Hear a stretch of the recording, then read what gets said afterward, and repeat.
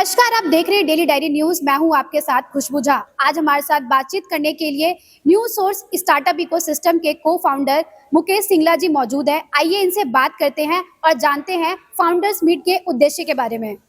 Sir नमस्कार। नमस्कार ma'am. आज का जो ये फाउंडर मीट रखा गया है, इसका क्या उद्देश्य है?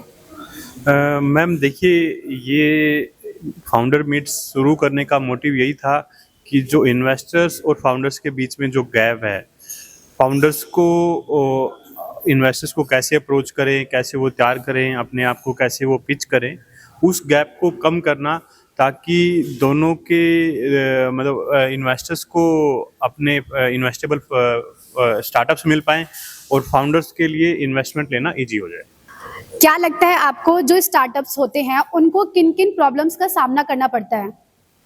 देखिए, फाउंडर्स एक नॉर्मल बैकग्राउंड से होते हैं, उनके पास इन्वेस्टर्स के कनेक्ट नहीं होते, तो उनके लिए एक नॉर्मल वे में डायरेक्टली अप्रोच करना बड़ा ऑकवर्ड सी सिचुएशन हो जाती है, क्योंकि इन्वेस्टर्स उनको अकॉर्डिंगली ट्रीट नहीं करते।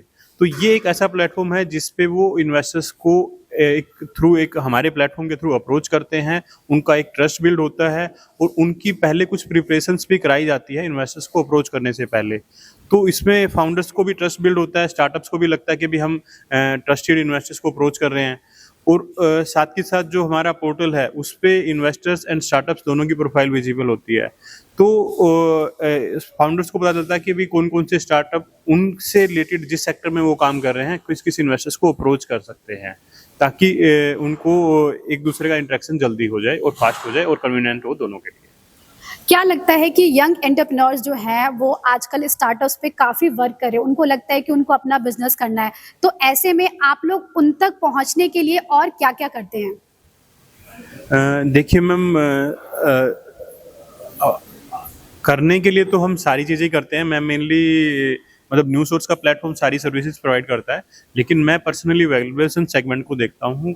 जो भी स्टार्टअप्स हैं या कॉर्पोरेट्स हैं, उनको जब भी इन्वेस्टमेंट से रिलेटेड अपने डिसीजंस लेने होते हैं कि भाई वो किसी स्टार्टअप्स में या किसी कंपनी में इन्वेस्ट करे या किसी से एग्जिट करना है, तो उन डिसीजंस में उनको लीगल एंड अदर कॉम्प्लायंसेस के लिए जो भी वैल्यूएशन की रिक्वायरमेंट होती है, उनको हम फुलफिल करते हैं।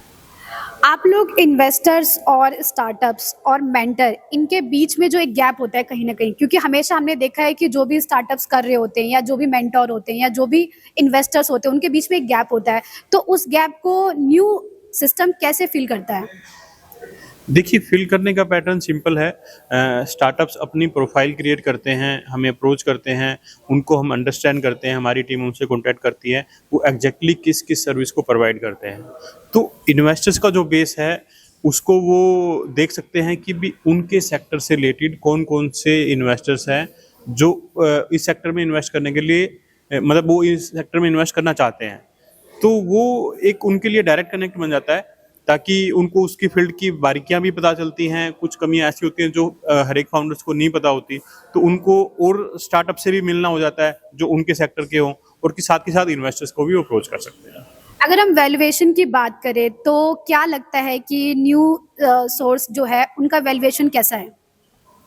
मैम देखिए, न्यू सोर्स एक स्टार्टअप है, that is the bootstrap startup, तो उसमें इन्वेस्टमेंट की बात नहीं है। और इन्वेस्टर्स की जो बात आती है, तो बेसिकली अर्दी स्टार्टअप को एक इन्वेस्टमेंट मिलती है, तो बेसिकली वो उसके लिए एक वैलिडेशन है कि उन्होंने उनका आइडिया वैलिडेट हो गया है और उसमें इन्वेस्टेबल हो गया है, और वो आगे की अपनी ग्रोथ जर्नी को कंटिन्यू कर सकते हैं। तो वो स्टार्टअप के ऊपर डिपेंड करता है, फाउंडर्स का स्टोरी के ऊपर डिपेंड करता है, वो स्केलेबल है तो वो उसको कहाँ तक आगे बढ़ा सकते हैं। Thank you sir. तो ये थी हमारी खास बातचीत मुकेश सिंगला जी के साथ। बाकी खबरों के लिए देखते रहिए डेली डायरी न्यूज।